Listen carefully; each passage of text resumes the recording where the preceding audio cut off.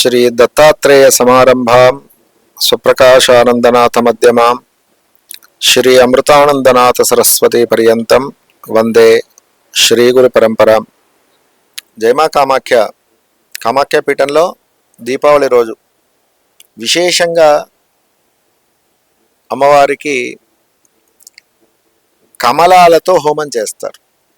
అంటే తామర పూలు ఉంటాయి కదా, తామర పూలతో కమలాత్మిక హోమం జరుగుతుంది.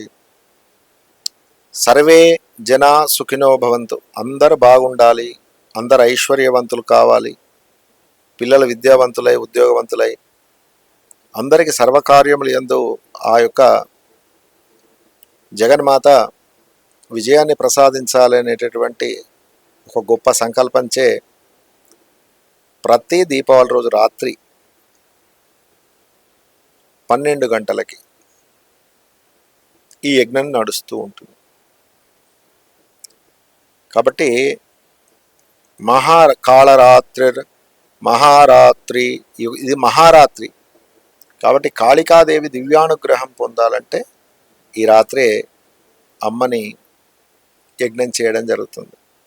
మహాకాళి, మహాలక్ష్మి, మహాసరస్వతి ఈ ముగ్గురికి యజ్ఞం చేస్తూ దశమహావిద్యలలో కమలాత్మిక హోమం చేస్తారు. కమలాత్మిక ఏం చేస్తుందంటే ముఖ్యంగా డబ్బును ఇస్తుంది, ఐశ్వర్యాన్ని ఇస్తుంది.